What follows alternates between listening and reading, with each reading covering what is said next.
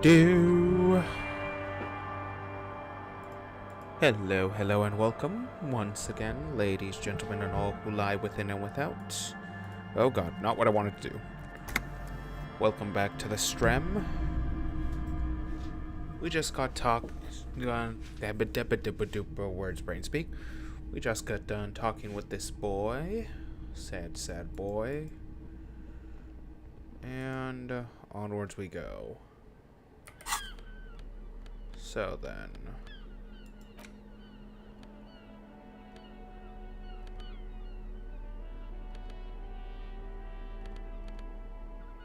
Okay, so what do we have? Savo Fair is already down.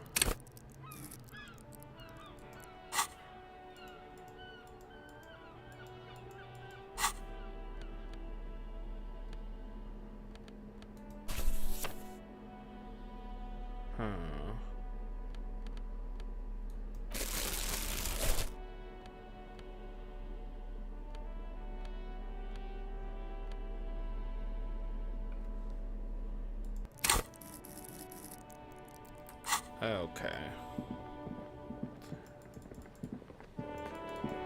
And what was the bonus for finger guns again? I forgot. Reaction, please. Empty hands. Give suggestion +1. Okay.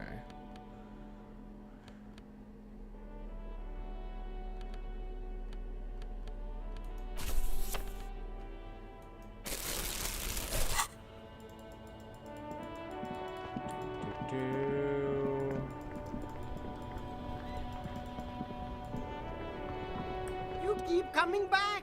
That's good, officer. Keep browsing those clothes. We don't want the windbreaker. The speakers below are banged up and worthless. The sneakers triumph over them. They're the star of the show here. The shine on these sunglasses lasts a lifetime, officer. 100% guaranteed. Put skills into Okay. Perception, electrochemistry. Okay, so there we go.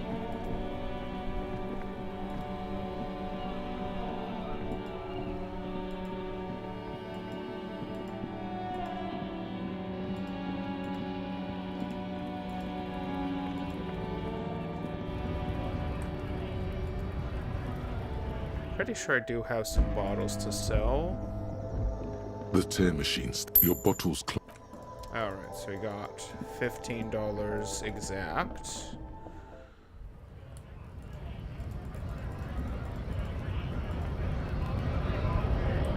Get out of here. Okay. Right to work! Right to work! Shame on you! Alright.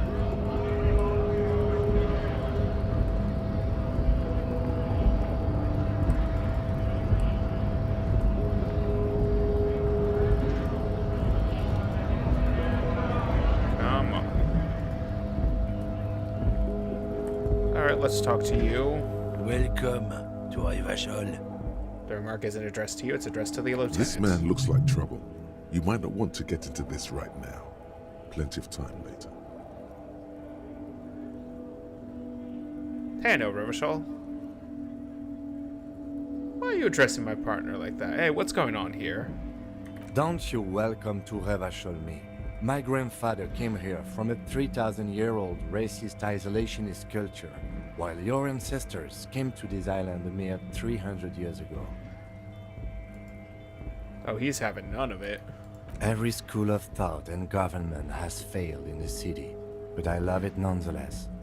It belongs to me as much as it belongs to you.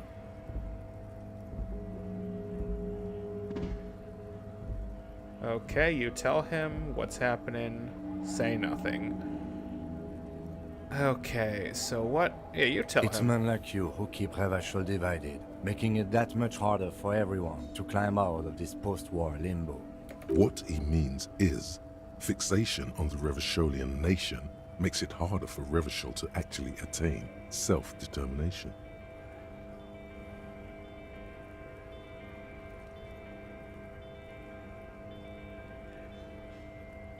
So we are in limbo. Okay, this is... Oh, right. This is if we're doing the Apocalypse Cop thing. Oh, come on, man. I just said. I know exactly what you meant. You think my kind doesn't belong here, that I should watch myself and behave. But you see, I'm an officer of the RCN. It's actually my job to make sure you behave. I would advise you to remember that. Silence. The air between them becomes tense. Your partner needs backup. Now's your moment to shine. Now that that's settled, we have a couple of questions. Whatever you say, officers. He waits He impassively. smells of heavy motor oils, and his breath of high tar content cigarettes. Probably Astra Whites. What are you hauling? Oh, not much anymore. I'm here to pick up some cargo, but the dock workers are on strike, so it's a sit and wait on your ass situation. Wait, how long has this been going on then? The strike? Oh, they've been at it for a while. A month, 2 months maybe. But this here is just the last week or so. What kind of cargo are you supposed to pick up? Apples. Apples is exactly the kind of thing you'd say if you had something to hide. Sounds like a cover story Look, to me. as detective, I come from a long line of lorrymen. We got ancient rights and privileges. Oh, I'm here to pick up a load of fucking apples, man. Just regular, Koiko picked apples. Damn, you're not gonna get more out of him on this. He's put up the wall of racism. He said something about the rights and privileges of Yeah, lawmen. they're a big deal. My great-grandfather was a carter, had a royal license and everything. We've tried to hold on to our privileges. Hold on, what's a carter? Someone with a cart. What did you think it was? That's how deep into history our thing reaches. Before machines. And that's a privilege? Sure fucking is. We have a guild and everything, huh? Very ancient. Very prestigious. So it's a kind of Hell union? no. It's a guild. Invitation only.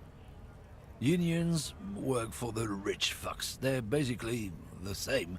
Been trying to fuck us out of our heritage in the name of profit, but you can't replace experience. Trusting street thugs with their goods is going to fuck him right up the ass. Mark my words. Generations of practice and no laughing matter. Alright, we're done for now. Why are you not sprinting? There we go. Okay. So what...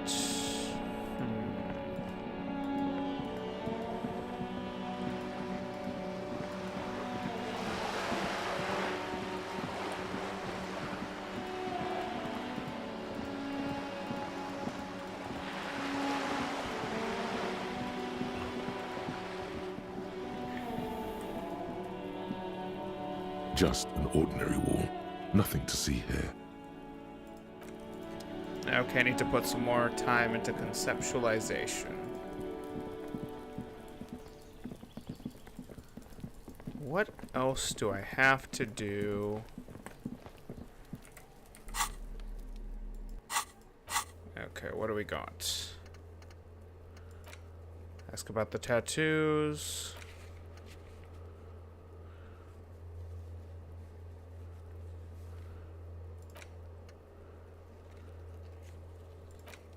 Track down your badge.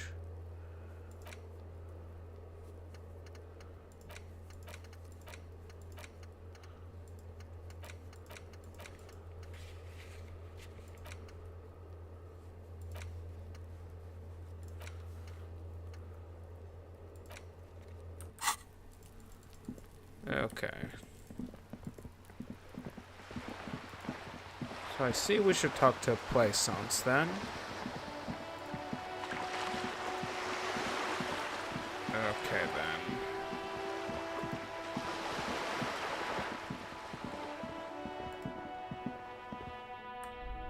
We have returned, bookseller. You're alive and well. Don't keep me waiting now. What's in there?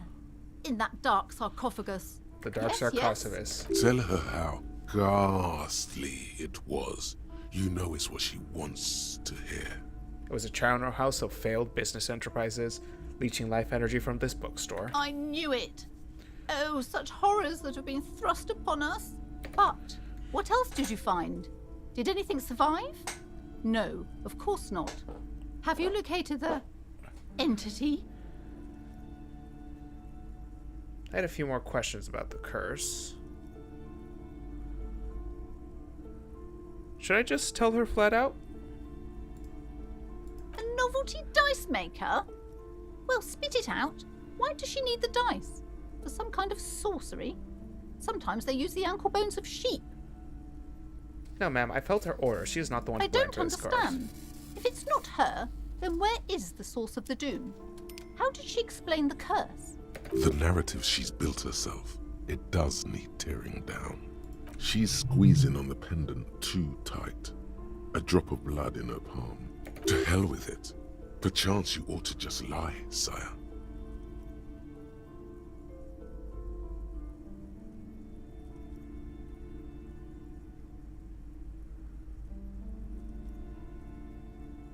There's another entity, more malignant. So the text story starts. Which one should we go for? Which one?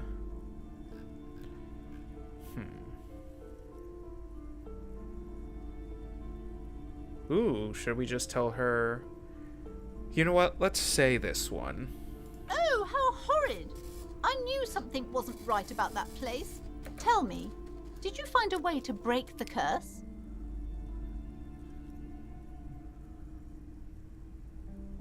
What should I tell her? Should I help her? Of course. I trust my Seminole's wards and charms kept you safe while you perform the ancient rites. She looks at you with sudden All admiration. that matters is that the energies are retreating. I can already feel the curse lifting. It will be a long time until we're fully free of it, of course. But still, thank you, officer. Truly, you've brought a better psycho-emanation to this humble bookstore, and that's no small achievement. She so badly wants this to be over. She would have believed anything. All right, then. All's well that ends well. Should we return to our ordinary lives? Alrighty. Ooh, got a lot of XP for that. Wasn't expecting that much. But hey, I'll take it. Okay, so...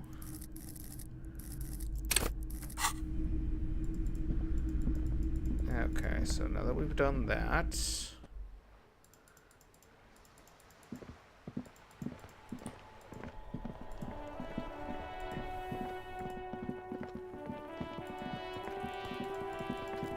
Again, how do I... Oh, is it just as simple as... Oh, have I been overthinking it this entire time?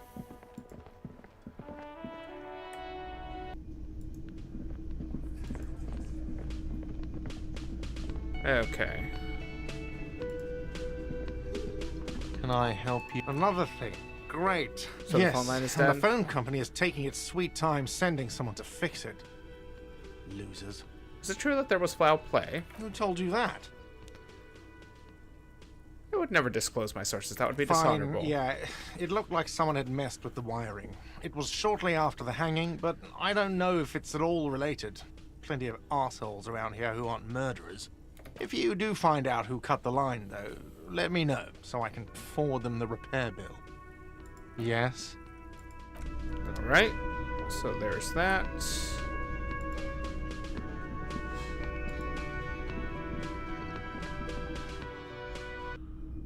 Okay, so let's see this. The door is closed. There is no one. You hear the shower being turned on. A tremendous loneliness comes over you. Everybody in the world is doing something without you. Swallow The the door emotion. is closed. Okay, we're not gonna do that.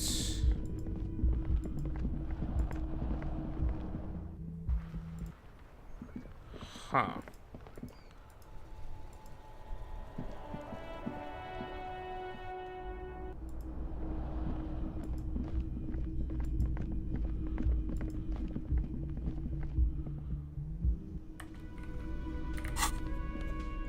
Okay, I have a bunch of items. Let's see if can I interact with any of you. Blue oblong pen.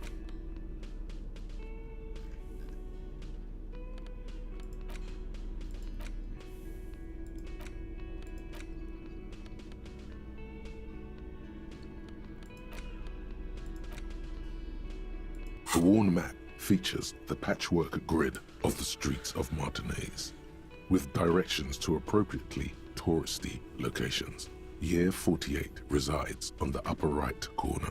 Your finger moves through the various streets, across Rue de Saint-Ghislain and Rue Saint-Cypar, over Saint-Brun and Martinez North, finally coming to a halt on the spot where you are currently standing, although the map gives no such indication itself.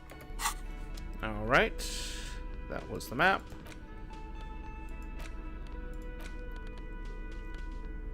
The note is written with a blue pencil on a piece of lined office paper. Looks like someone from that radio game company upstairs. I'm a little surprised they just left their property lying here. The lieutenant nods. Someone has scribbled, S. I can't believe the offsite copy. You'll find the filament memory with the offsite copy in the frozen ice cream maker. Please take it home, ASAP. Okay. The front of this quarterly journal features a large satirical portrait of the late King Friesel. From the sides of his head, a pair of white antlers spread to the corners of the cover. Why Friesel? Because Friesel was incompetent, foolish, and cruel. In short, the embodiment of everything the communards wished to overthrow. It's satire, you see. To your disappointment, there aren't any full-color pictures to direct your attention. Just column after column of closely set text, interrupted occasionally by little doodles in black and white. No advertisements, you notice. So who's funding this radical commentary? After rifling the pages with your thumb several times, you return to the table of contents. The magazine is divided into several sections. International development, Kunst und Kultur, and local concerns. Just inside the cover, there's also an editor's note. Alright, read the editor's Comrade, note. as you know, this journal takes its name from Mazov's immortal expression, Du cristal à la fumée. This was his way of describing the way the rigid, crystalline structures of capitalist ideology turn to smoke under communism. But, like the structures of capitalist ideology, we too are at risk of going à la fumée. Unlike many publications which are content to spoon-feed their readers reassuring drivel, La Fumée is committed to telling the radical truth, even when that truth may drive away potential subscribers. Only 4 issues in, and it sounds like they've already alienated their readership. Perhaps they've overestimated the market demand for this kind of commentary. So please, if you value our radical Mazovian perspective on contemporary politics, culture, and international affairs, please consider subscribing today. Yours in struggle, the editors. Kim, I think this is a communist What magazine. do you expect? It was laying around the office of the Debarders Union. They're probably bankrolling the thing. You flip back to the front of the magazine. The table of contents unfolds before you. I want to catch up on international developments. This section includes a long, tedious critique of the latest round of free trade negotiations between the EPIS nations and the Free State of Semenine. You also skip over an article about heavy fuel oil smuggling along the Messina border, something about bear wrestling in Samara, book riots in Yugograd. Oh, I want to know about bear wrestling. Whoa. Bear wrestling. Flip back to that. Alright, let's It see. seems to be part of a new public fitness initiative in the People's Republic of Samara, SRV, devised and promoted by none other than President Kanajinsky himself. Ooh. According to this extremely credulous account, Uncle Sport, as he's affectionately known to his people, has recently decreed bear wrestling the national sport of the SRV. Hang on, tell me more about this Uncle Based Sport. on the description in this article, he appears to be an extremely competent and democratically elected president. Sapormat Sport Kelezinski is well into his third decade as president of the SRV. Outside Samara, he's known for three things: brutal repression of internal dissent, monumental corruption, and a near pathological obsession with physical fitness. Great, now let's get to It's the bear quite wrestling. straightforward. A standard match features one man, or in some cases, woman, against one bear. 2 competitors, 1 ring, 5 rounds, or until incapacitation. That is insane. Tell me According more. to the SRV's Ministry of Information, the program has been a tremendous success. Public support stands at 87%, and youth obesity and alcoholism rates are down 12% and 7% respectively. This is the SRV we're talking about. If you think those are the real numbers, there's probably a guy who wants to sell you a bridge in La Chute. I'm not sure I trust What those are you, a numbers. statistician? Did the moral intern send you on a fact-finding mission?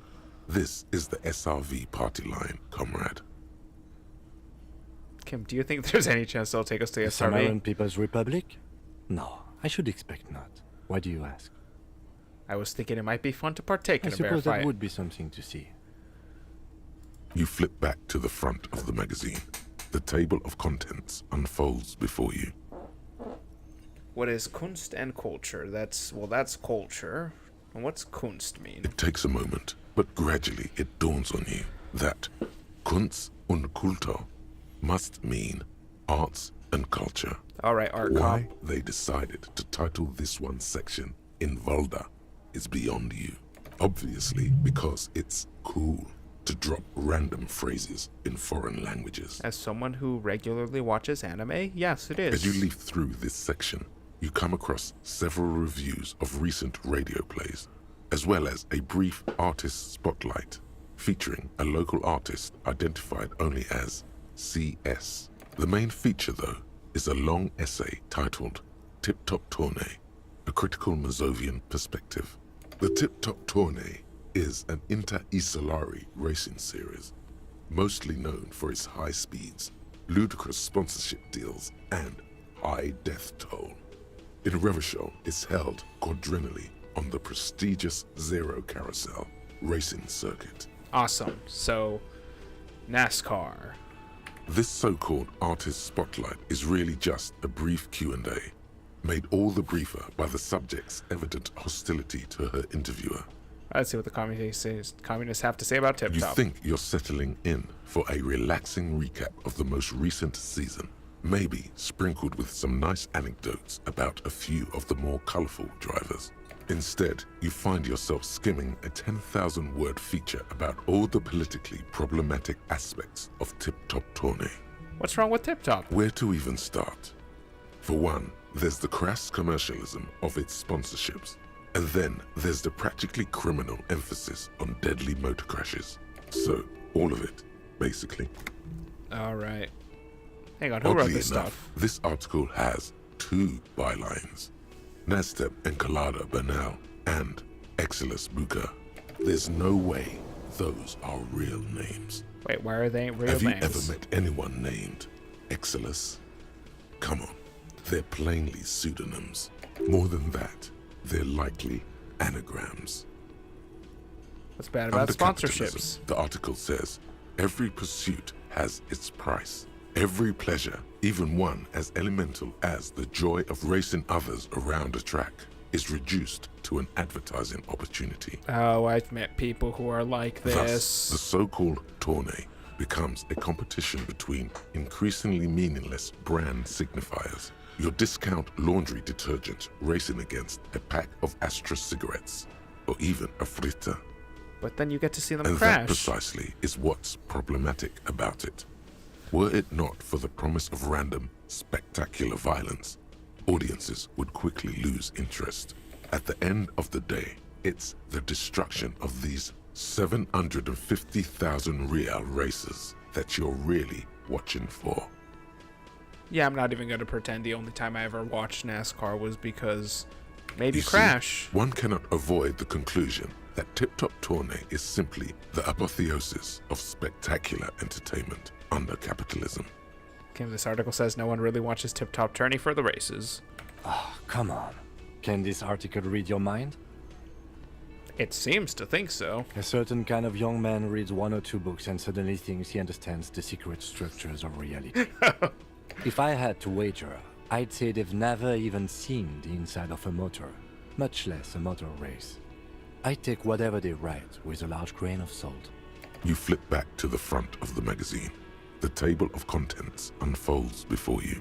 Let's see what they mean by local concerns. Unsurprisingly, much of this section is taken up with articles declaring unqualified support for the dock workers' strike. You skim the headlines. Paint the harbor red and white. Martinez tames the wild pines. A city in revolt. First we take Martinez, then we take La Delta. Finally, there's a brief article by the writer, G. Martin, accusing the owner of the Cape Side Apartments of illegally attempting to evict certain communist tenants simply for not having paid their rent. Ah, this must be Gaston's handiwork. Changing rent just to live is pretty outrageous. Would it be better for everyone in labor? You know what? Number 3. The writer G. Martin remarks dryly that capitalists love wealth redistribution so long as it's only redistributed upward. It's true, the rentiers have been bleeding you dry. You really ought to find your own place one of these days. You flip back to the front of the magazine. The table of contents unfolds before you. All right. 16 days. In your hands, you hold 16 Days of Coldest April by Yekatina Dahl. The cover image shows a row of concrete apartments above which span a black and white rainbow. Feels Indeed, heavy. the book is unusually heavy in your hands, as though the cover were lined with lead. It would do that in Grad. How is this You book? flip through the book. The pages are thinner than you realized, and the type quite small and tightly set. It's nearly 600 pages long. Real art is dense and difficult. If it didn't feel like you had to wrestle a suicidal bear to get through it, you weren't really reading. The back cover is dominated by a black and white photograph of the author. What does she look like? She can't be much older than her mid-30s in this photograph. And yet, from this cover, the eyes of a sad old woman stare back at you. Start In reading. cold, detached prose, the author describes a scene from one of the Yugograd riots in the 20s. Youths overturned motor carriages and set trash cans ablaze, while heavily armored guardsmen dash in and disperse them in a flurry of baton blows. The Yugograd riots took place from 27 to 29. Fueled by ethnic unrest and the state's repressive tactics, these events are often seen as marking the end of a brief period of liberalization known as the Yugograd Spring. Like all such periods, it is frequently memorialized in art and literature. As ethnic tensions run wild, a pair of young lovers meet each other on the street. Somehow, in the middle of all the chaos, they manage to lock arms and look into each other's eyes. I'm guessing they get shot. It would physically hurt you to keep reading. Are you sure? Read more and more pages. Oof. Oh shit, oh shit, shit. They go through a brief and somewhat awkward love affair.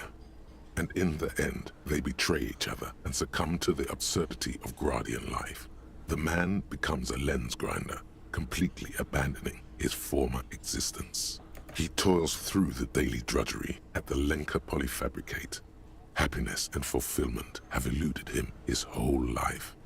And in the end, he has nothing to do but dedicate himself to the craft. And the woman? She spends the next several decades standing at a conveyor in a Sosnovo fish processing plant. The smell of fish guts slowly seeps into her hair and skin, as every single one of her dreams dies, one by one. The memory of their short time spent together tortures the former lovers ceaselessly until the end of their days. Years pass in solitude, their bodies growing ever more decrepit. Oh, As this life is leaves their terrible. remains between the soil sheets, their final thoughts are filled with regret. What a horrible story. Yum yum, give me more. I must acquire more books. Okay. You have a little options that you told me. Oh, hello, dear. There you are again. Tell me more about Morel, Luke's character. Oh, dear.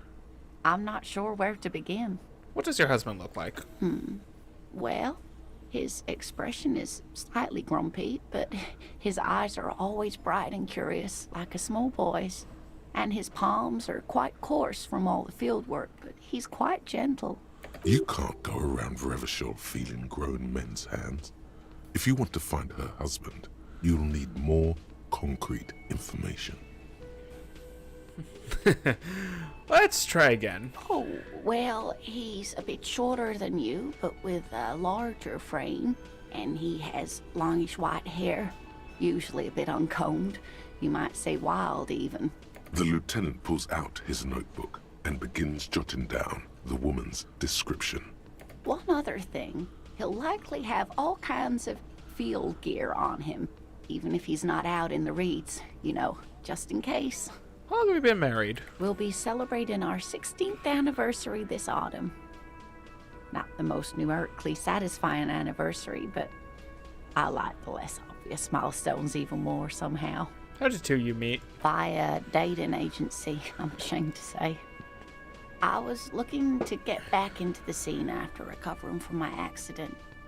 And he'd just divorced. We hit it off, and, well, here we are. She's skipping over some important parts. Perhaps you'll find out more later.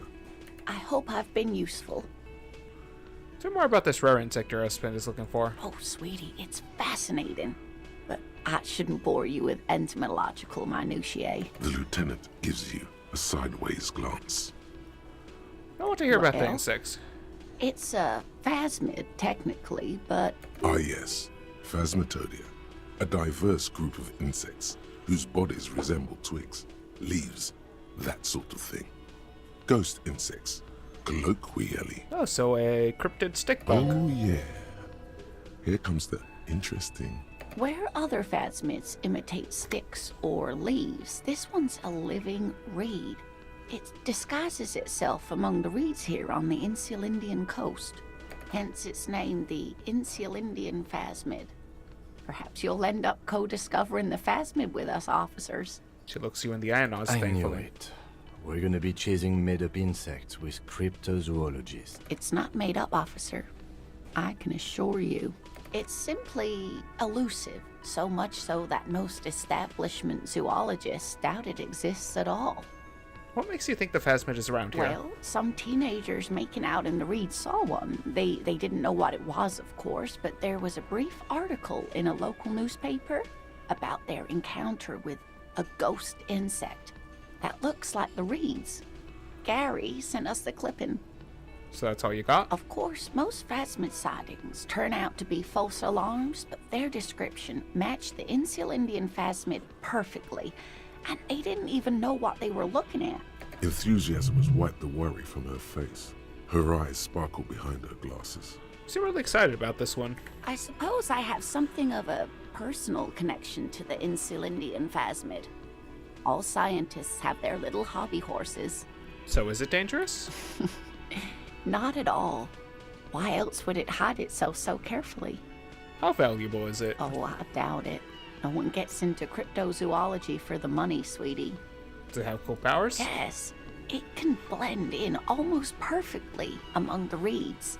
It's how it stayed hidden all these years, centuries even. That's not special at all. Of course it blends in. Most insects do. You don't even have to be a stick insect for that. What's so special about this one? Oh dear, I'm afraid I'm not explaining this very well. It is very special. Morel can explain it all much better. I wish you could hear him describe it. Then you'd understand, I'm sure. Alright.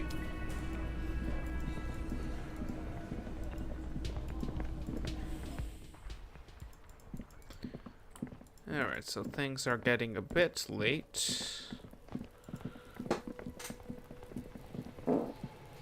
Yeah.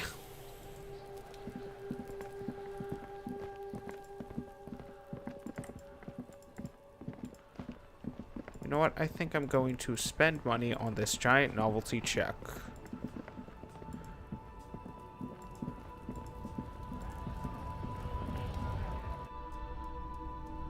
Okay. Is this about the questions again? Because I don't really know anything. A warehouse? I don't know. Maybe. I don't really care what Frit does. Come on, give me something to work with She here. looks up from under her brow. Fine. Frit doesn't have a warehouse. Just a little back room here. Okay? Alright. Wow. I didn't know you worked for the Union, sir. Looks like she's seen it before. Anything else I can do for you? No, you don't work for the Union. The Union works for you by supplying you with cash. That was easy. Worryingly so. Alright. A small cabinet on the wall is filled with various medicine bottles, nasal sprays, and blister packs. They all bear the Saint Baptiste Pharmaceutics logo. Alright, so I want to get Okay. this one here. of these. I hope Saint Baptiste makes you feel better or something. With Saint Baptiste. You know, the pharmaceuticals company. Saint Baptiste Pharmaceuticals. The one that sells meds out of Saint Baptiste. That one. There. She is right. Saint Baptiste, the company, derives its name from Saint Baptiste, the city. Itself so named because that's what it is. A rare case where that really is the full etymological history. As far as almost anyone knows, at least. Alright. What's in here? You see several packaged raincoats fill a low shelf beneath a display of croissants and juice bottles. The raincoats are transparent, except for the big Fritta slogan on the back. The packages are small, discreet, sloppily stacked, making them easier to take unnoticed. No need to worry about knocking over a display. Okay, we're not stealing that. We're not that desperate. Oh, hello, right.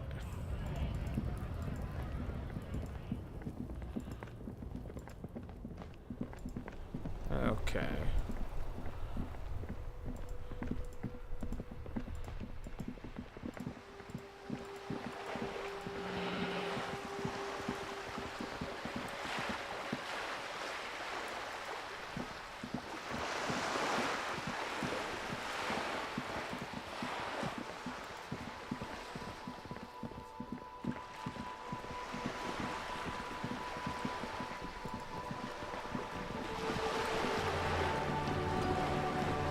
You're back. Good. What can I help you with? Yes, me to deliver an Sounds envelope. like he has you running errands, Detective. To A an em- well-established dominance ritual. Where did he have you deliver it? To a nameless settlement. Ah, yes. I've been meaning to go there. She looks over to the With mail. longing. Clear and simple longing. Strange. Why does she want to go there? He wants to build a youth center here for the A children. youth centre with Edgar Clare's statue on top of it. Go ahead. Help him. Make it so. I have no power to stop him. You're quite fond of this village, aren't you? I should be. In my youth, I had a brief dalliance here in Martinez. He was an older man with impossibly broad shoulders. He's probably dead by now. Even his shack is long gone. Not that it matters. These buildings are all carbon copies of one another. You've been to Martinez before? Yes, I was slumming it with some girlfriends of mine. We had boats and... Don't hold it against me. My paramour certainly did not. Sounds like you missed those times. Not overly so. It's not like this was the only place we visited. Me and my girlfriends from Azon with our shiny boats. Like reavers, we told ourselves we were the worst thing to happen to the coast since the Coalition landed in '08. Imagine. Yes, I'm sad I'll never have the time, Detective. I've always wanted a dilapidating fishing village. She is more defensive about it than usual. Full of ghosts and ancient memories. Has this errand yielded you any information? Of course, Detective. You can always drop by later, should something come up. Now, what else can I do for you? I'm afraid I can't say any more until we've taken care of formal protocol. Okay, so suggestion. Of course. The situation is extremely volatile. The sooner we can speak about this lynching business... Okay. So suggestion. What's affecting my suggestion?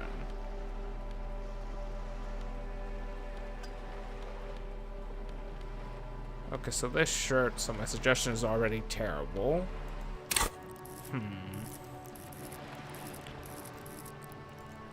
Yeah, no.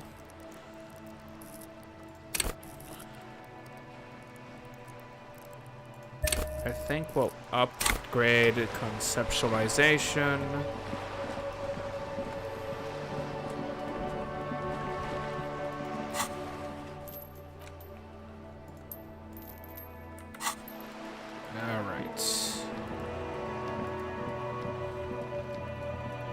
Just an ordinary wall. Nothing to see here. With the dimming light, some things become clearer. You have a keen aesthetic sensibility. Because you see it, finally. This wall is sublime. Look at it. The shadows, the colors. Let the conceptual joy flow into your pupils. All the other walls on all the other houses must make a pilgrimage in adoration of this, the uncontested pinnacle of wallcraft, color peeled from the very face of God. More. Oh, wall father. Kim, I must paint this wall, add even more beauty to it. Huh? He sounds tired of it all. Cindy the Skull has all the necessary materials. Talk to her. First, I know you're tired, Kim, but take another look at this wall. Draw nourishment from its beauty. Mm-hmm. Sure. I must talk to Cindy, get the necessary materials from her. Okay.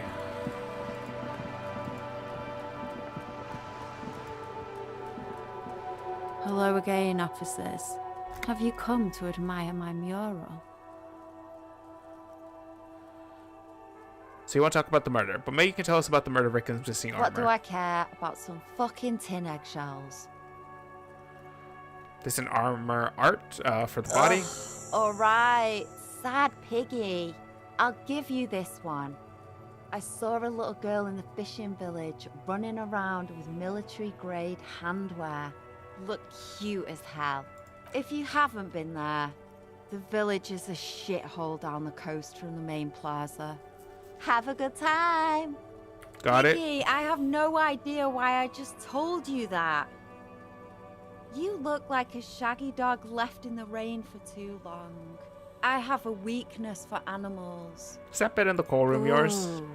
Not only have you found my address, you've discovered my biggest secret. I'm a coal miner. She does have eyes that seem to be smeared with coal. It's not the nicest place, but I guess it'll have to It do. doesn't have to do anything at all. Nothing does. Like me. Right now, I'm doing nothing at all. The inspiration will come to her once hell is set loose on the streets. It's too calm right now. Cool, I have Shoot, other Piggy. questions. It's what you do, isn't it? I need some paint, and your brush What too. for? For art, it's for art, okay? Well, if it's for art. But what kind of art are we talking about? To be honest, I haven't really thought of anything yet, but I'm sure I will. Then you have time to find your own fucking brush. Cool, no brush then, not a You're problem. about to cry internally, aren't you, Piggy?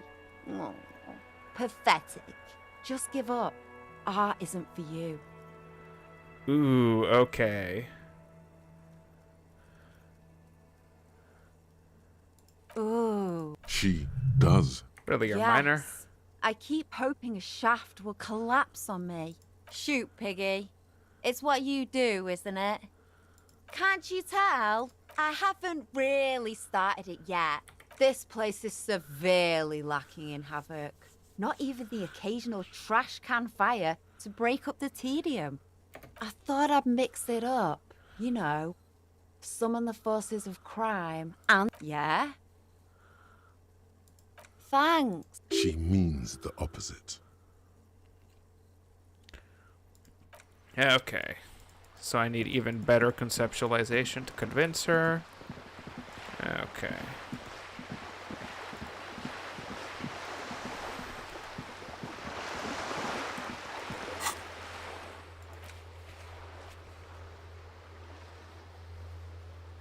Who would have one? The paint and then the act itself.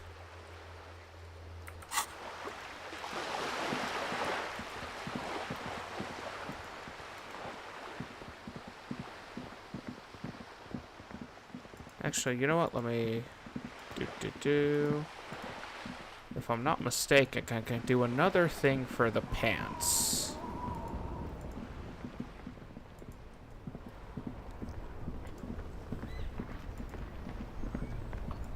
Oh, I had the 50 real for the... Oh, actually, now that I think about it... You keep coming back. That's good, officer. That's Keep browsing minus Rivers. God, nope. Over here. The speakers below are banged up and worthless.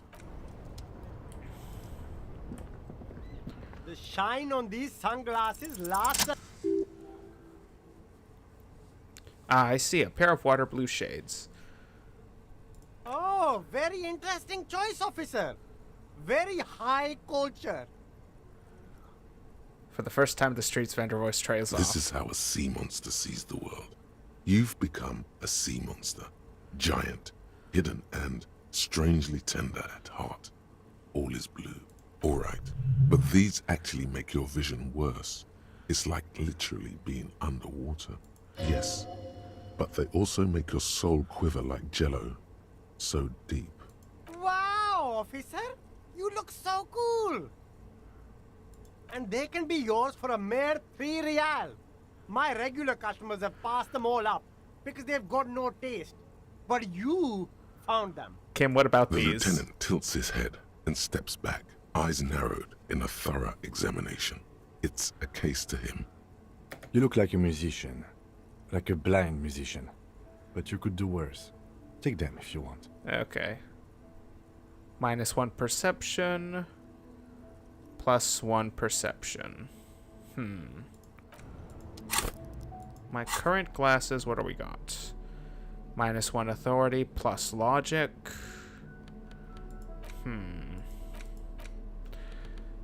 Where can I find some decent pants?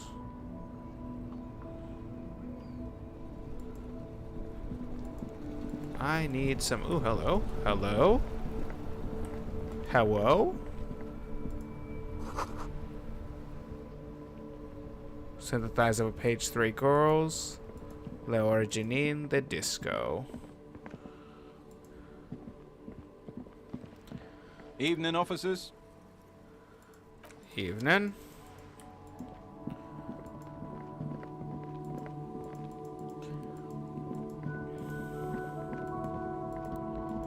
Okay, all right.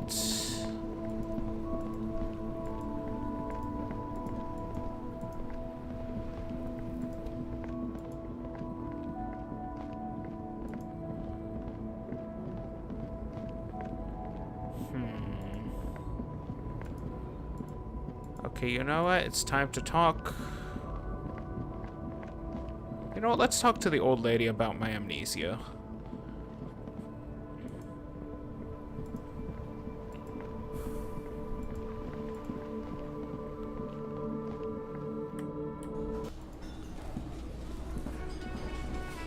Oh, hello. Will this work?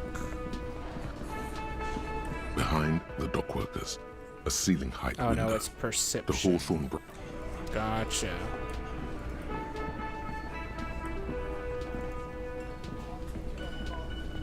Oh, hello, dear. There you are again.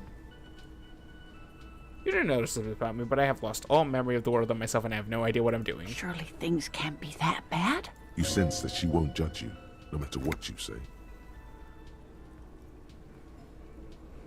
I hope you're right. I hope it's not too bad. You know where we are, right?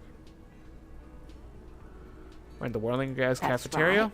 And where is the Whirling itself located? In Revachol? Yes, indeed. We are in the fine city of Revachol. Revachol is the disgraced capital of the Yes. world. Great, see? We're getting somewhere. What else do you know about our city of splendor? Tattered as she may be. Honestly, I don't really know anything about Revachol. Oh my. How would I even begin to tell you? Revachol is the most beautiful city in the world. We're fortunate to be here, you and I. I haven't seen very many other cities personally. Everyone says so. Revachol is a rare jewel. This city used to rule the world, though it has seen better days. She studies your question. Speaking of history, you know what year it is, yes? It's a bad year. I don't even know how old I am. There. The year is 51 and spring has only just started. I'm sure there are better days ahead.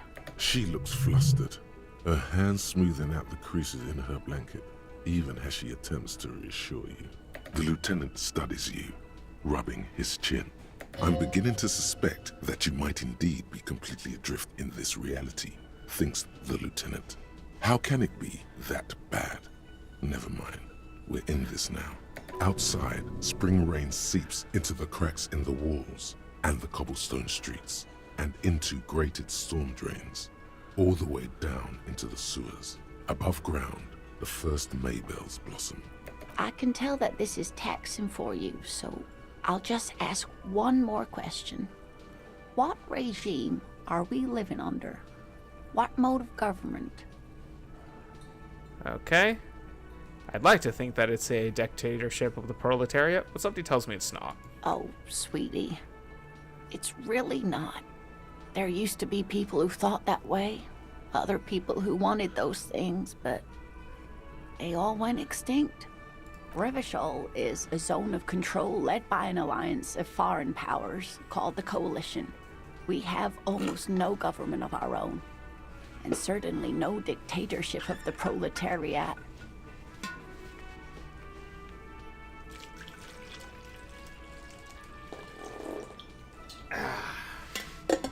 Getting some water.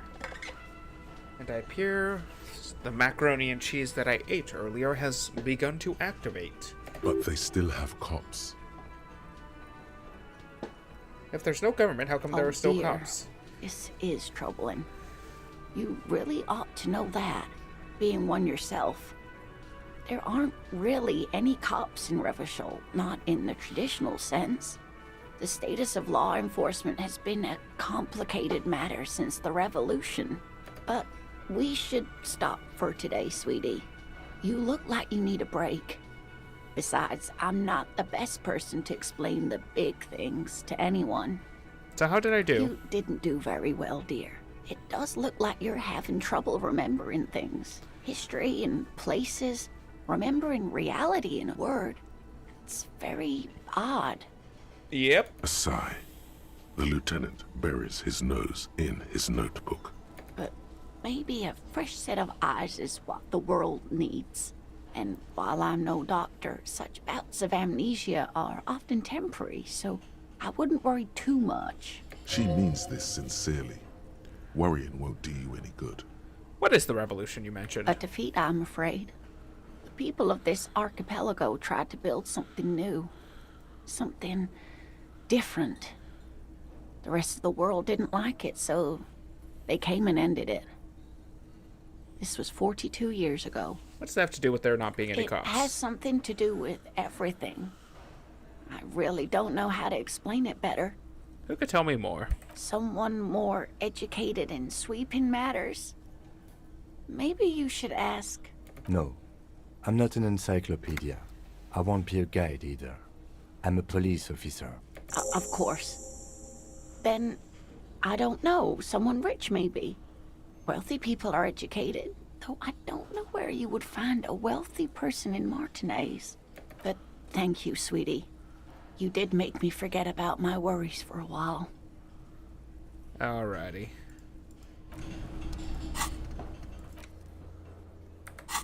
Alright, so that sounds like Joyce. Possibly Everett. But I'll take my chances with Joyce.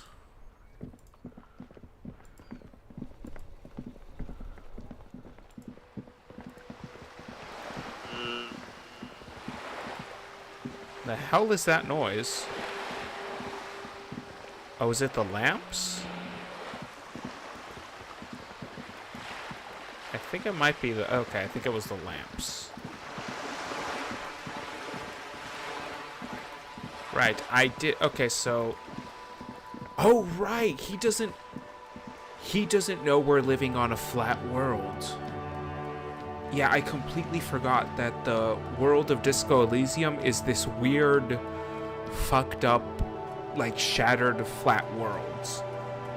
Like, the planet is literally shattered and held together by fog. I tried to read Sacred and Terrible Air, which is the book set in the Disco Elysium universe that was written before this. It would probably be more accurate to say that this game is set in the world of Sacred and Terrible Air, a novel that the writer of this game wrote before writing this game. It's only in the original language of all the people who made this game. Oh god, I forgot what the language was, but there are a couple of translations, fan translations, that you can find if you look for it. I think technically speaking, Zaum owns the copyright because of the problems they had, so I would normally say to buy it, but I don't think you can buy it in a way that supports the person who actually wrote it, so do with that information what you will. You're back. Good. What can I help you with? You seem smart. I need someone to give me a lowdown on this reality we're in. Reality? She pulls her hood closer to her neck. Yes, reality is your side case. An experimental side case. It just really... I'm conducting a personal investigation into the world I find myself in. How truly curious. A sort of philosopher-detective. Actually, that's not why I need you to give me the lowdown. Oh? Then why? Yes, there is a stranger reason, isn't there? It's related to the medical lab, so I have trouble remembering even the most basic terms of reality. Ah, yes. The episode. Sounds like an acute case of encephalopathy, now that I think of it. She puts down her thermal cup and looks Don't at you. be phased, madame. He functions perfectly well. He only needs a lowdown on all of reality. We may be here a while then. Ask away, officer. I'll help however I can. Alright, we're in. I know these all look good, but begin with the first, okay? Where are we? We're in Martinez, baby. Baby? A casual term of endearment popular among the 50-plus crowd. It's a disco holdover, pay it no heed. I'm pretty sure I'm a disco holdover myself. Aren't we all? She refers to your corresponding ages. And what is Martinez? Martinez is a district of Revachol. A very small district tucked away near the industrial harbour, north of the 881 and Jamrock. You would be excused for not knowing about it. Unimportant, they say. Forgotten, even. Shelled to smithereens during the Revolution. It has its charms, just not this time of year. Tell me more about Martinez. I'm not a good ambassador. I've only been here once before, as a teenager. Not a lot has changed. There are ruins, a terminal, fishing boats, reeds, boys with boxy shoulders. This place used to be a province, a workers' resort before the city swallowed it and the artillery did its work. The reeds are the real star of the show here now. The further down the coast, the wilder it gets. You mentioned the sea. It's not really a sea, it's the Bay of Revachol. And the bay feeds into the ocean. Are we near the ocean? Yes. We're on an island in an ocean, the world's largest body of water, the Insulindic. Known to the early Revacholians as Les Immensités Bleues, the blue immensities, vast, lukewarm and unknowable, flowing in and out of sight. What is the name of this island? Caillou. Imagine a pebble. A smoothed-over pebble amidst a great blue sea, misshapen, cracked. The cracks are the River Esperance. We're in the delta of this river, on the 6th branch, the Martinez distributary. It is clear this pebble is of enormous value to her and to humanity at large. Yes. Cut. Conceptualization up. Okay, that's Martinez.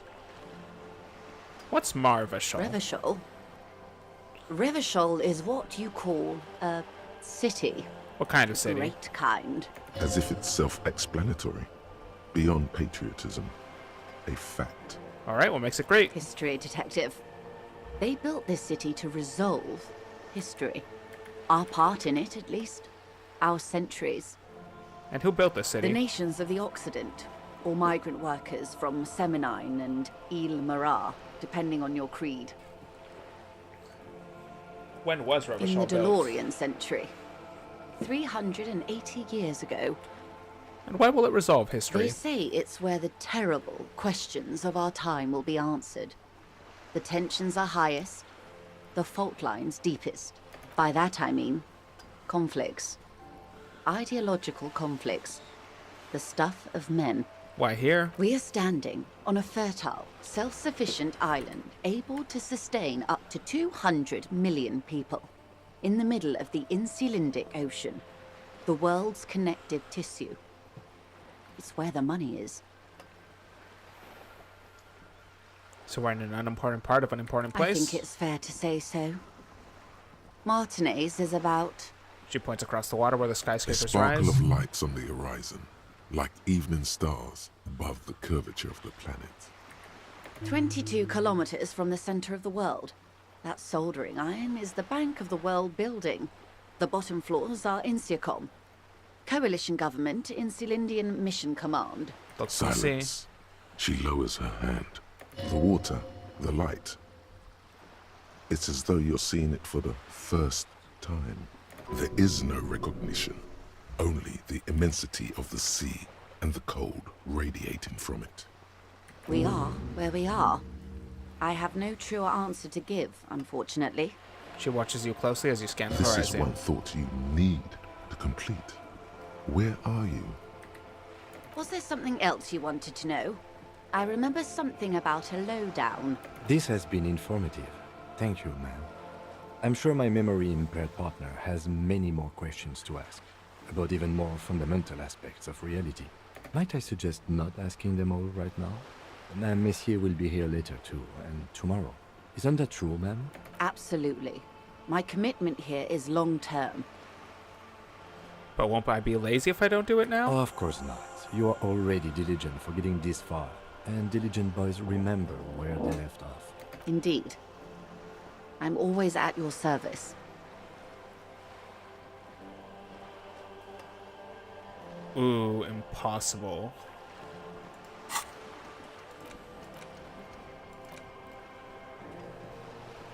Name after name, none of them familiar. You feel like a kid. You can almost see your hand. Feels like the most important of all thoughts, the one you must truly complete. What times are these? These are unimportant times, Detective. You and I were born after the dust had settled. 1,000th of a second too late. Too late for what? For the big time. Her eyes light up. There's a flash of teeth. What's the big The time? revolution. Hi, and what is the revolution I keep hearing about? It's quite easy. Every 100 years or so, our species gets together to decide what's next, who gets shot in the head, and who gets the mineral rights. It's a real kerfuffle. What do you say it's a bunch of apes duking Why, it out? of course. We're talking Duke Out Central. Full swing intra-species warfare. And the apes, were they evil? No. I would say the apes were neutral. Okay, neutral. On the other hand, And shivers slightly. Who got shot in the those head? would be the communists. Generally speaking, 40 million people got shot in the head during the World Revolution. But the communists, They all got shot in the head. Oh, and the anarchists too. They shot them well. So well, one forgets they even existed. Huh. Happens a lot in regular history too. She likes the totality of it. You could say they totally got shot in the head. Indeed. They piled them in mass graves in Ozon. And, well, that's the last anyone heard of those people. Did the communists and anarchists shoot Did they back? ever? Before they got shot themselves, they shot 2 million people. Truly a Yeah, kerfuffle. it was a kerfuffle, all right. Yes. The Insulindian deluge, they call it. Anyone else got shot in the head? Oh, lots of people. Even the king got shot in the head, or thrown beneath a horse, or drowned. Accounts differ. It was unceremonious. Just as well, he wasn't actually the king. Just the king's nephew. The real king abdicated and lived out a long and productive life as a venture capitalist in Grad.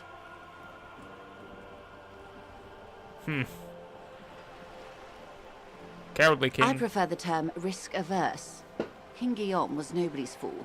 He could smell a PR disaster brewing, so he got out alive, and his nephew Fricelle got shot in his place. Oh, fair enough. Him and tens of thousands of his wonderfully fascist kingsmen. It was a wild time. Who got the mineral The rights? Liberals got the mineral rights. And by mineral rights, I mean everything. And by liberals, you mean? Liberals are usually middle-class people, Detective. Or the remaining gentry. The beneficiaries of the pre-revolutionary arrangement. Some were rich enough to stay with the Constitution, with monarchy. Big mistake. Others bet on the revolution. They were called the Ultras, or Ultra-Liberals. They fared well. But the liberals They didn't win it win all. so much as survive. We were the last ones standing when the war ended. Everyone else got shot in the head, remember? We. She's one of them. Of course. If everyone got shot, who was there to The surrender? foreign intervention. The coalition. Those people really took the mineral rights. Wait, just the liberals already took The everything. Liberals took everything that wasn't nailed to the ground. The coalition took the ground. Oof. The ocean, the laws, That's and a the people. statement. The coalition of nations. Grad, Mesk, Vesper, Messina, Oranje, and Sur-la-Clay. The armed center of the world. They landed here and ended the revolution. It was the moralist thing to do. Moralist? The moralists believe in keeping everything exactly the way it is. They believe in mineral rights, and not shooting people in the head. At least not in the same manner and volume as the others do. They are the long-standing provisional rulers of Revachol now, the coalition government. This is their zone of control. They embolden the RCM with crumbs of the same law they took. Technically speaking, you are a moralist. The color of moralism is blue. The official motto of Moral Intern, or Moralist International, is a blue forget-me-not, a piece of grey sky. Unofficial. For a moment, there was hope. No, just technically, practically, for a moment there was hope. I don't think I'm a Of moralist. course. Not easy to be moderate about head shooting in your line of work. Rooty tooty, pointy shooty. Tooty tooty pointy That's the way shooty. of history. When was this kerfuffle? The turn of the century revolution? Don't answer it. It's a trick question. The revolution began in '02 on the Isla of Grad, though by the end nearly the whole world had gotten involved. Who started it? It wasn't a who, but a what. A pandemic of Zarat, a particularly virulent prion disease, which the authorities in Grad proved unable to contain. Then Mazov came along and overthrew the prion government. diseases are nightmarish. Just like, hey, I'm gonna eat this meat with a bad protein. And this one little bad protein is gonna unfold your brain into a paste. It's lovely. It made people overthrow their governments. Wow, really? Of course not. It was a highly infectious microorganism that destroyed brain tissue. The actual causes of the revolution were material. The pandemic only provided the spark. Where did it spread from From there? Revachol and Grad? Not far. The world managed to cauterize itself. Mazov's government was overthrown in 08, and the coalition crushed the Revachol commune 2 years later. It was the end. What came next? Why? You and I, officer. Our lives in the zone of control. Something tells you her life and yours are not that similar. Maybe it's because she has a boat and you have that necktie? A pair of pants? What is the zone of control? A city-state divided into free market zones under the everlasting interregnum of the Coalition of Nations. And you, of course, the citizens' militia. The zone of control is the third incarnation of Revachol, after the failure of the suzerain and the commune. What happened in the rest of the world? Modernity. They developed the marvels of the inter-eastlery communication. Telematic milieus, radiation, colored plastics. Meanwhile, in Revachol West, the aftermath continues for the 5th decade. 51 minus 8 equals 43. But you're saying it's been like this for 3 Time years? flies. What have we been doing all that The time? 20s saw a decade of urban war, west of the river leveled, offshore platforms in flames. Still, it's regarded as an improvement on what came before. 08 to 19 was simply hell. And after the that? 30s? Things settled down in the 30s. Revachol East transformed itself into the world's largest tax haven, with the international community's blessing. For the first time in a long time, it seemed like things were going somewhere. But No. It was a market mirage fueled by cocaine and quantitative easing. The 40s dispelled it like a cold splash, an Isla-wide hangover, you might say. And here we are. Welcome to reality, baby. For her to be where she is, Wild Pines Group must have picked the right side. which side was Wild Pines Group on? They picked the winning side. That's why they're here, and others are not. They chose wisely. Perhaps it wouldn't have turned out that way had I been in charge. I might have bet on the king and led the Pines to doom. But you sided with the king? I would have sided with the cannons. If you'd seen the calibers of the things, you might have too. Perhaps it's better I was born when I was. 10 of the 14 Indo tribes got it wrong. Feld, Kupri, Tricentennial. So I suppose I would have been in good company. What would you have done Good differently? question. What would you have done differently?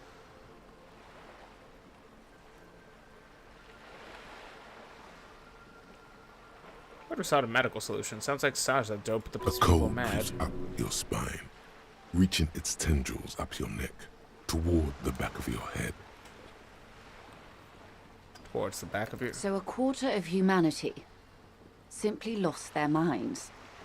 And how would you stop a prion, a complex folding protein, unlife, with a technology 50 years ago?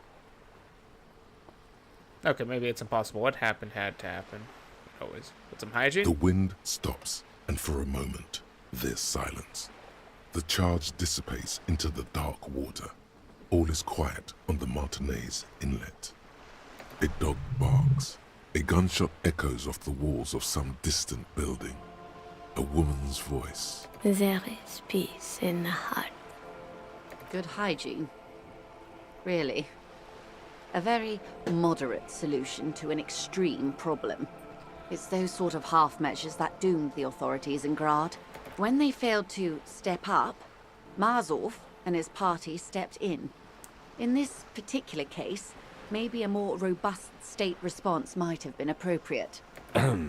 Opinions expressed here do not reflect the official position of the RCM. And what is your official position, Lieutenant? My position, ma'am? My parents got ripped to shreds in the revolution. I would have gone the same way. I was saved by being 2 years old. That's my position. The abattoir. Understandable. That's enough about the times. They are what they are. Who knows? An afterbloom may yet come. Anyway, enough sentimentality. Is there anything else you want to know? Not so fast. Who is she in all this? Ask her who she is. She owes you an answer. Spirit the corpse. Impossible. I want to know who you are. She won't maneuver her way out of this one. I am the vilest of the vile. A traitor. A devourer of nations and infants. I am an ultra. She raises the corner of her mouth, smirking, revealing a canine. Dios mío, a liberal. Yes. I am the nether creature of the Forbidden Swamp. I pushed the king under a shit wagon and betrayed the revolution. My kind surrendered the nation to financial colonists. I can see you thought we'd gone extinct. After all, no sane person identifies as an ultra-liberal anymore. Not in broad daylight. You're a centrist at heart. A real moralist, no? Tell me, now that I've uncoiled myself, do you find me frightening? In her green eyes, you see a mixture of truth and self-satire. Decades of guilt and pride. I forgive you, but only because you're charming. A devil, who being of great charm and guile, sneaketh into the homes of the godly. That dialect is Ubisunt. You recognize it's a quote from somewhere. A play written way back in the Franco-Nigerian century. And passwords them to addict themselves to a service. Ah, maybe you remember more than you let on. Despite whatever brain damage the alcohol may have inflicted. Well, I hope so. I hope we are able to continue as friends despite my scaly bulk. And the insanity, bloodshed, and transfer of wealth that took place here. It was not the plan all along. When the dust settled, the Liberals were the only ones left to clean up the mess. By virtue of their survival, they were handed enormous power to shape the future. This was all our last generation managed. Would you have done something differently? With due respect to our overlords, the eternal caretaker government that keeps Martinaise a monument to the efficacy of its artillery. While a gentle wind sweeps the streets in the rebuilt east, light drizzle washing it clean, lights go up and motor carriages circulate the tracks. I would not have relinquished sovereignty to the Coalition. Not here in Martinaise, and not in the Stella Maris or Delta Beachheads either. If not for my own sake. She realizes her small, cold fists are clenched. She loosens them. Then for my daughters. We had an obligation to defend our sovereignty. We should have burned the whole Isola down rather than let them have it. Dark orange flames reflect in her green eyes. An oil fire on the ocean. You're a smart woman. Perhaps. My intellectual vanity will be my undoing. You're no dummy yourself.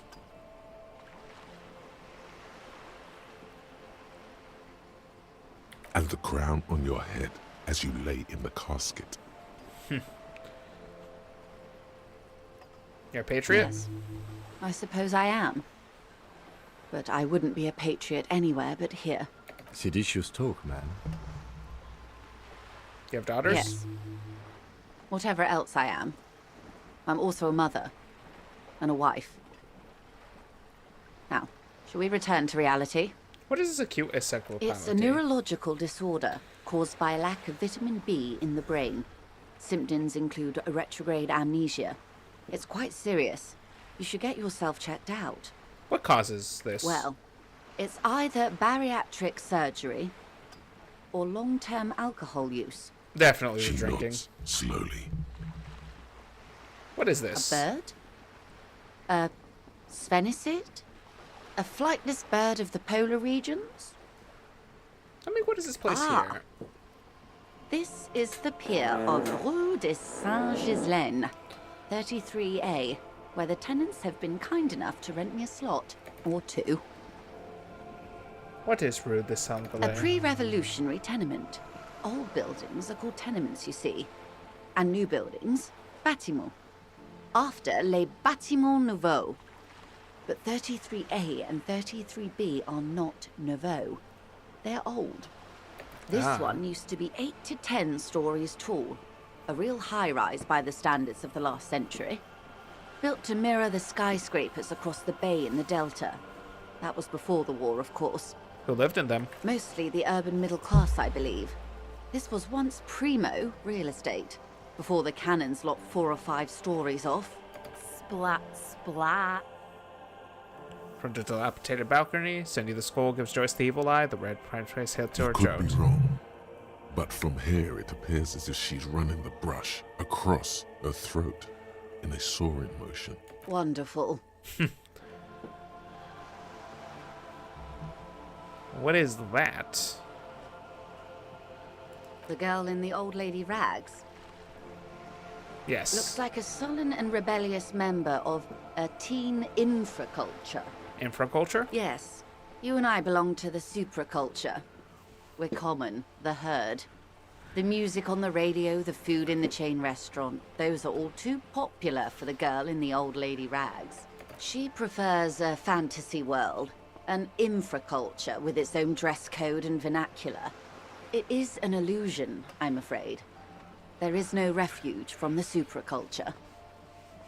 I understand everything. Make it more complicated somehow. I can't. That's how simple it is. One may dye their hair green and wear their grandma's coat all they want. Capital has the ability to subsume all critiques into itself. Even those who would critique capital end up reinforcing it instead. Yep, it's annoying like that. All right. What next? Suddenly, you're not so sure you're part of the supraculture. Of course, no time for silly infracultures. There are more pressing, reality-centric questions. Glad to have been of assistance. Okay, so I did upgrade this, and last time I saw that sometimes these changes You're don't back. proc. More lessons in basic reality? Okay. My favorite part of the day. Go ahead, ask me anything. It remains a mystery what you mean by this something close. This isn't about you. It's about reality. Impossible. What is... A strange coldness comes over you as you look at the world.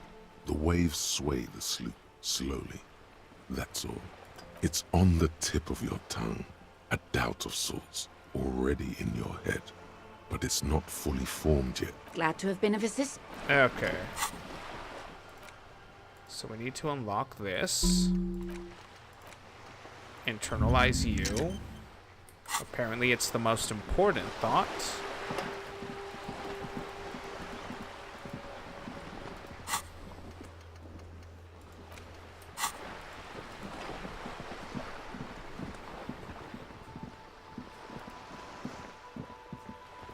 Hello again, officers. Have you come to admire my mural?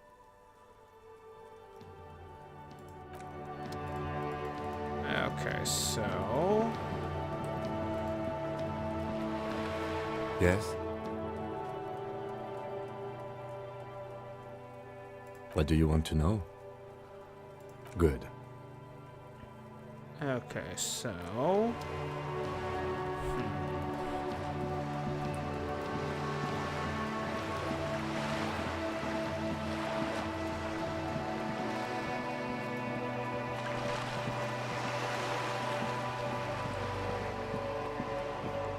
Okay, we need to buy something to spread the time. So let us buy... This bookstore is not strictly about crime. Amidst these three, the point of the book, and many other various paranatural books. Okay. Several maps. The maps look old and faded. Shelves full of biographies. I would say... The Greatest Innocence. Yes, most certainly. It's an important educational tool, delving into the depths of history, religion, and their relation to innocentic power. Who or what is an A innocent? very influential historical figure. But surely I don't have to tell you that. You're a law officer, and law officers have at least some education. Probably, but I don't remember The anything. book is also very daring. The author aims to re-examine the universal understandings of the innocentic system, creating a fresh vantage point and a shift in the tired order of things. So you recommend it? Certainly, it's prudent for a person to have at least an elementary understanding of history and society. Imagine the chaos we'd be in otherwise. You feel like you should get this one? Definitely. It's important somehow. There's something personal inside. Yes. A true cultural touchstone. Enjoy. All right.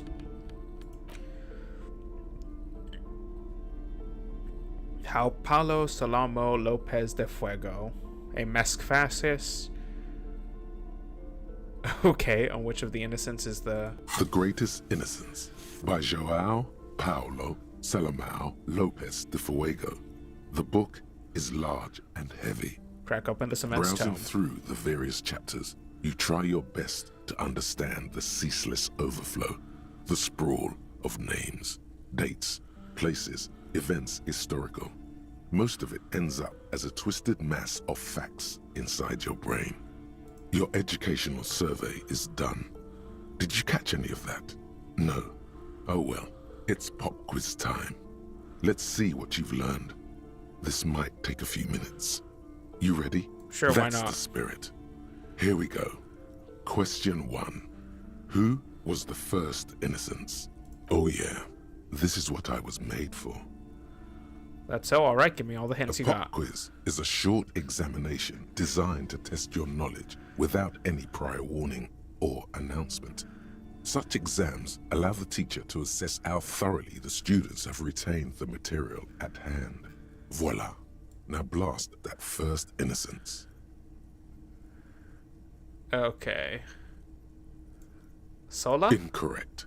Sola was anointed during the previous century and even lived to see the current one. She was an urban planner who spoke her mind and largely left history to its own devices, encouraging people to excel on their own rather than prescribing to a deified model of history.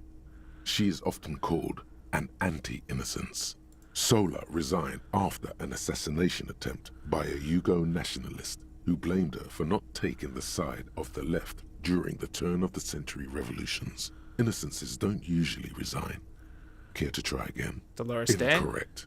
Dolores Day was the innocence of humanism, internationalism, and the welfare state. She codified parliamentary democracy and created modern institutions.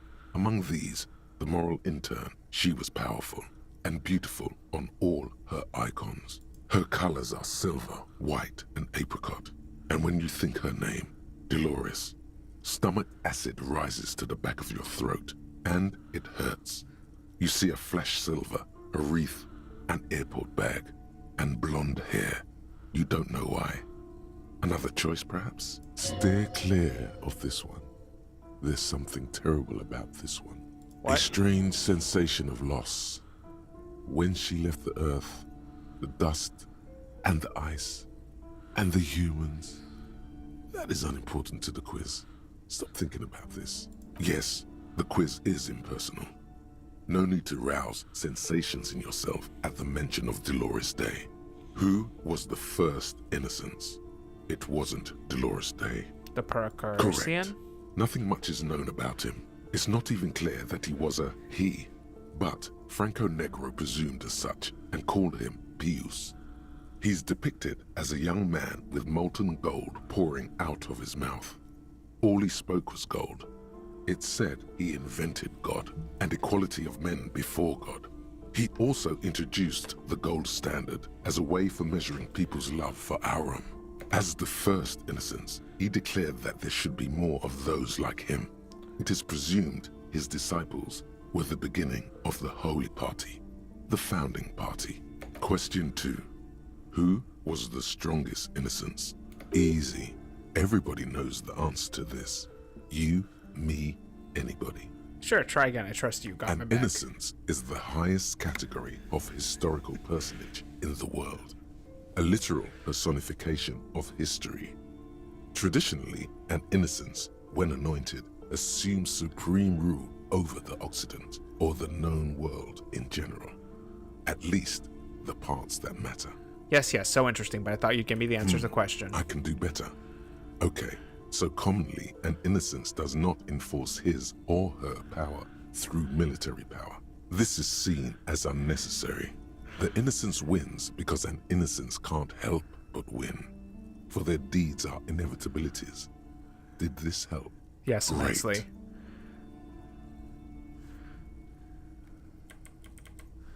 Okay, so was it Dolores Day?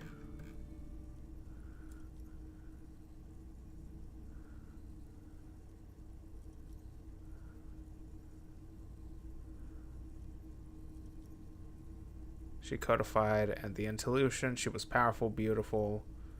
Dolores Day? Incorrect again. While she originated many modern institutions, launched several successful expeditions, and was even critical of the Innocentic system itself, and somehow keeps popping up in your mind, she is not often considered the strongest. Even though the words most associated with her rule are l'amour, la compassion, la autodiscipline, love, compassion, self-control, which could be seen as facets of strength.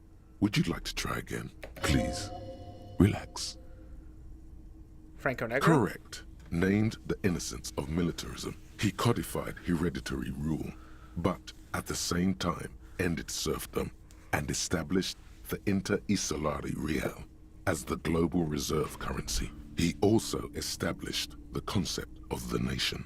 Franco Negro attempted to solve the rising tensions between the aristocracy and bourgeoisie by building a unified society in which every man has a place and a mission, but at the same time may rise to nobility provided on the strength of his virtue. Question 3. Who was the false innocence? Got it under control. No problem. Solid on this one. It's widespread historical information.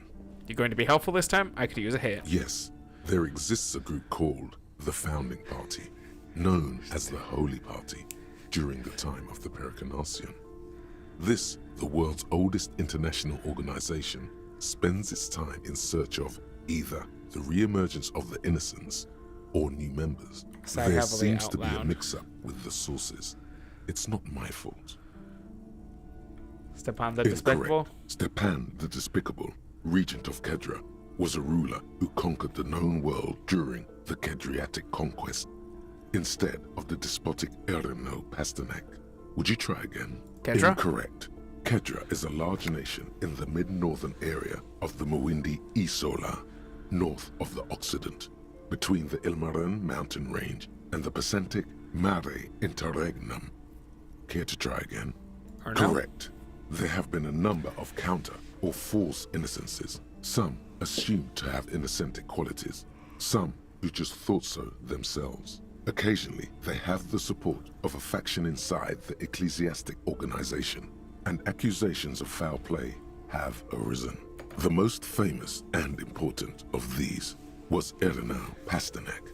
He was into torture, despotism, hymns, cannons, and world conquest, but got defeated and humiliated by Stepan the Despicable of Kedra.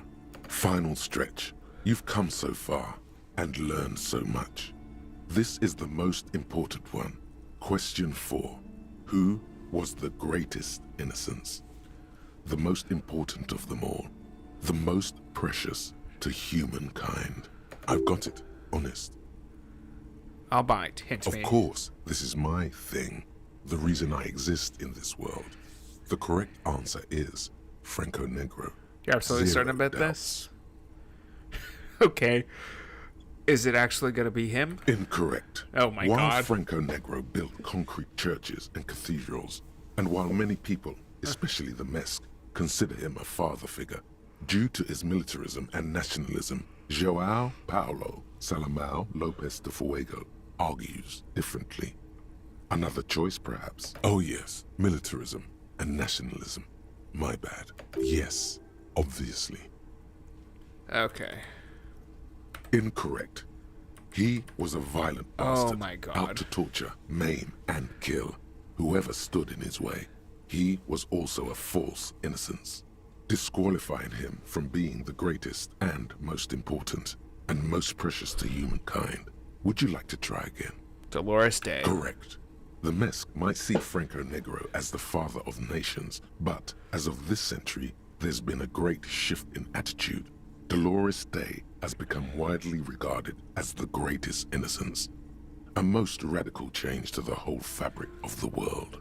Everything from inter-esolary travel to the connected world to 3 consecutive scientific revolutions can be traced back to her.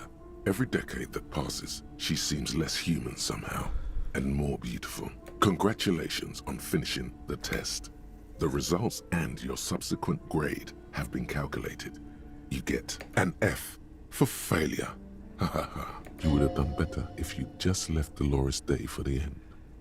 Dial the Dolores Day down a bit. Damn you, arrogant What's book. going on with you?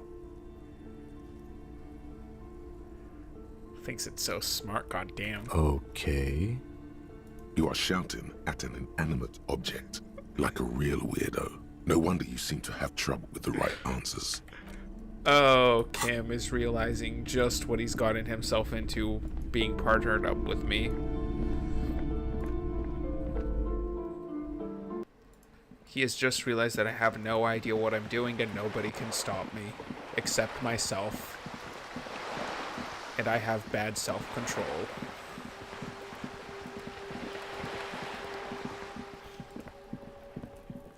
Okay. So we're a bit late. But hopefully... you hear distant traffic light. Hey there, bud. Sup? Gendarmerie. You found me. Gives you a bright smile. His slender figure is backlit by city lights, its distant streets and motorways flashing like diamonds. Found a key hidden under stone. Was it yours? Mine. My friends use it from time to time to visit me. So tell me, are you here to make things right again? Honestly, I'm just trying not to screw anything Beautiful. up. I have some good news for you. My Sunday friend is visiting me tonight.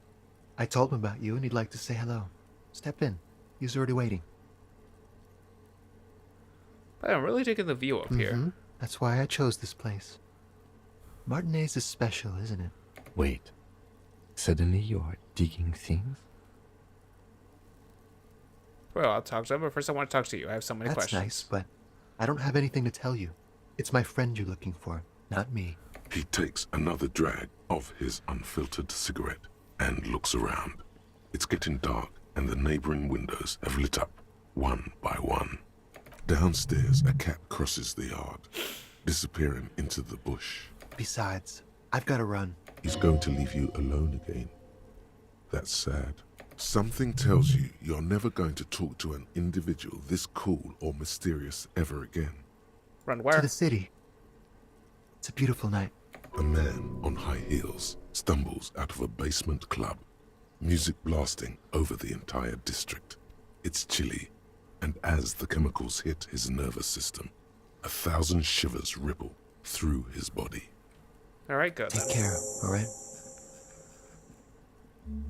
All right. And he's gone again. Looks like it's becoming a theme for him. There's something so different about him that I can just put my finger on. Different, of course.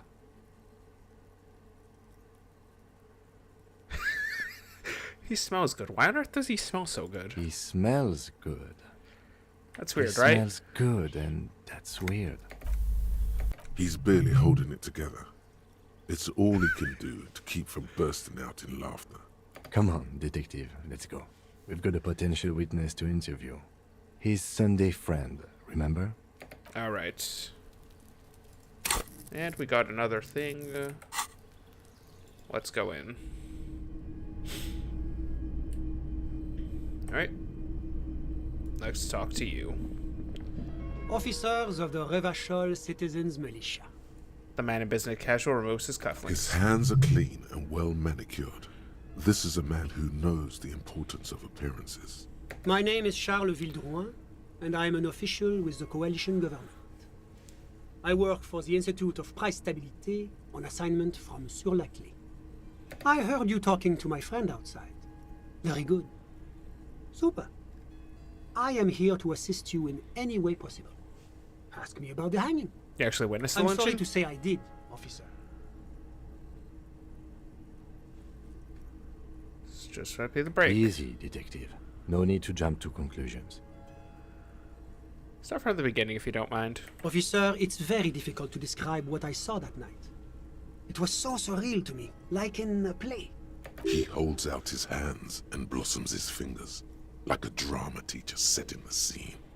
What do you mean, like in a play? It was just so strange. I could barely comprehend what was happening. I was on the balcony when it happened, getting some fresh air. I remember that first they came in, carrying what looked like a body. And then I saw all the surrounding windows go dead, one by one. That's when I understood. I should not be seeing this. Sounds like the victim was unconscious, or at least incapacitated. Well done, detective. Who were they? Can you describe them? I couldn't see their faces well, and there were quite a few of them. But they were very loud and very Martinez. Let's just say that the laboring classes can get rather expressive with their profanities. How many of them were there? I couldn't tell you exactly. Less than 10. Maybe 8? The lieutenant sends you a sharp look at the mention of that number. Were them huge, like 200 That's kilograms? a giant you're describing. No, they were all quite human, as far as I could tell. What happened I next? went back inside. Were you able to see anything from inside? Officer, the yard was pitch black. There was nothing to see, but I could still hear their voices. They were threatening to kill that poor man. Were they men, All women? men, I presume. But again, I couldn't see very clearly. I Ethnicity? believe they were mostly white, though I believe I saw 2 Areopagites among them. And I am quite certain that one spoke with a Mesk accent. What happened Well, next? that's the strangest part, officer. Nothing happened. It was oddly quiet for a public lynching. Oh, that sounds like the bell. Let me check that out.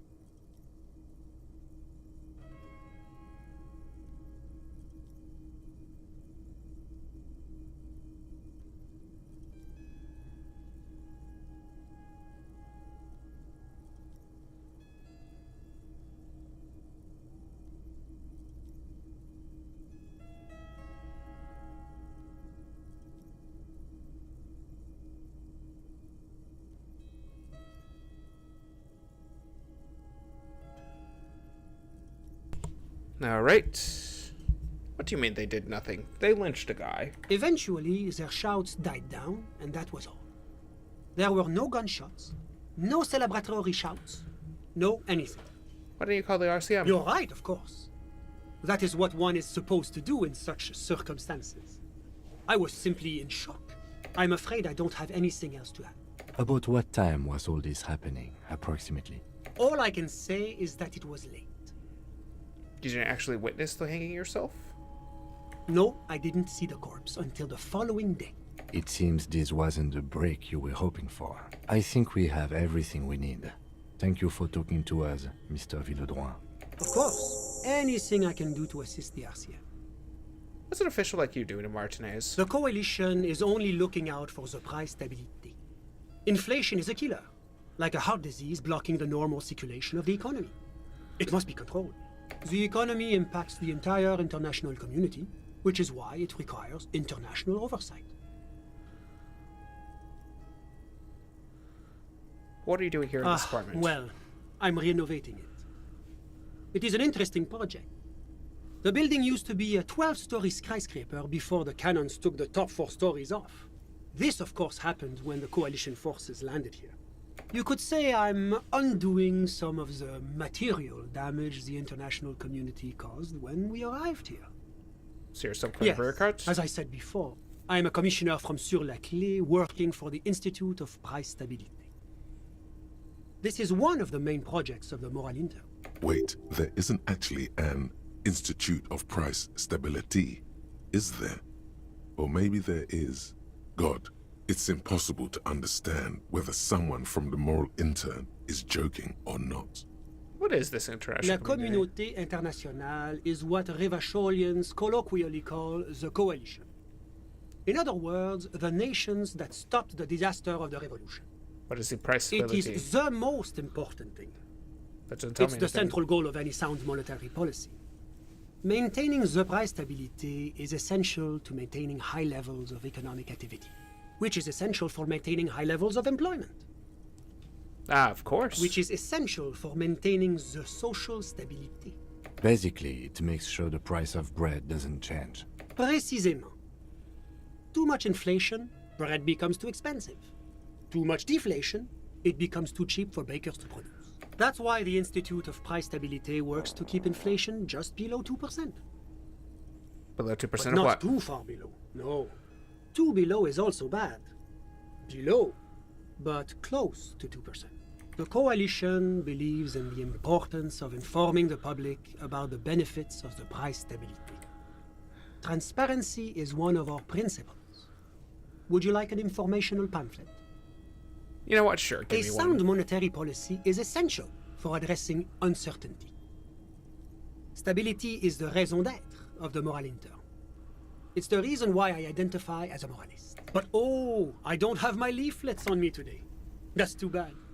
You can always call our information line. Making information available is part of the Moral Intern's commitment to transparency. I've heard about this Moral Intern before, but I want to know more. It's the International Organization for Moralists. Hence, Moralist International.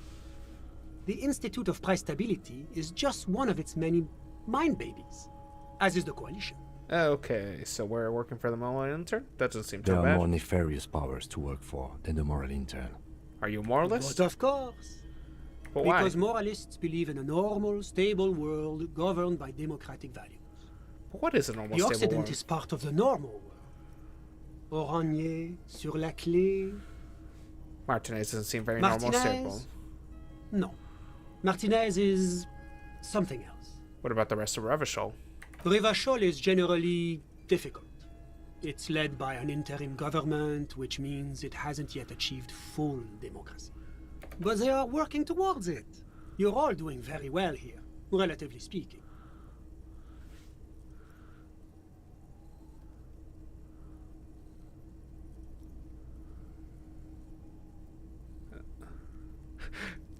Democracy is a meaningless sham as long as the working class is under the boot heel of capitalism.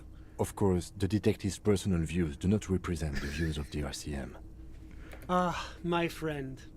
But the lesson of the revolution is that communism does not work. Are you telling me this world here is working It's out well? moving towards the right direction, and that's all that matters. Progress is measured in centimeters, my friend. Ah, yes, I won't see the change, but neither will my children, and neither will my grandchildren, and neither will their grandchildren. But maybe the grandchildren of those grandchildren's will notice something different from us. Now, enough of this delightful political interlude. Was there anything else you wanted to ask? Tell me about What's there to Sur-la-Clé. say? Sur-la-Clé is a modern, urbanized country that measures very high on the Human Development and Freedom Index. Mostly, though, it's known as the executive heart of EPIS. Moreover, it is a great sponsor of less emerged countries.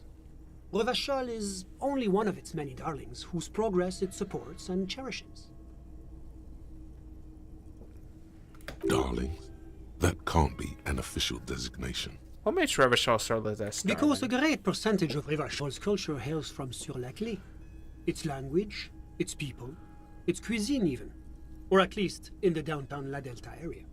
Jamrock and other parts of the international zone have been mercifully spared of Sir Leclerc's love for meatballs and mashed potatoes. Tell me about the Orange. Oranje is an exemplary nation who, as a core member of EPIS, contributes 28% of our annual budget.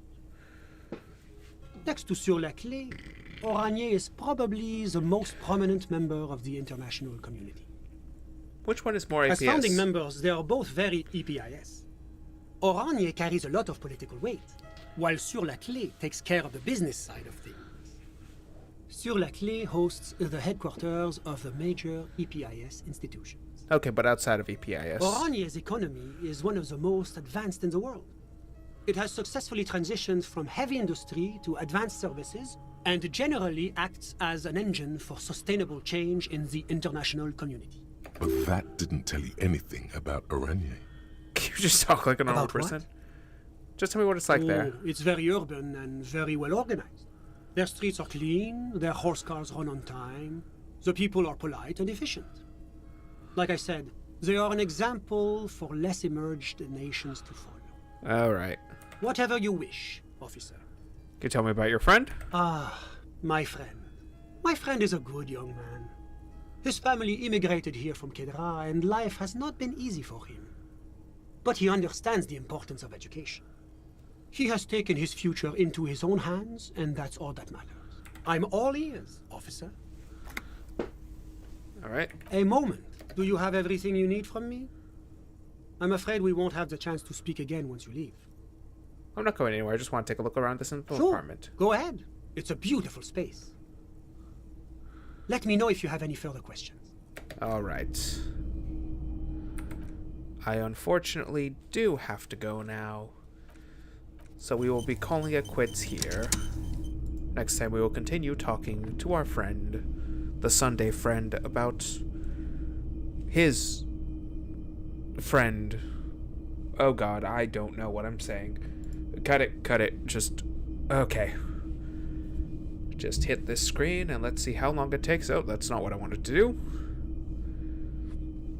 And yep, there is the ending screen on 1, and the ending screen should be appearing on... Ooh, a little autosave right there. There we go. Alright. End of the stream. I shall see you all next time.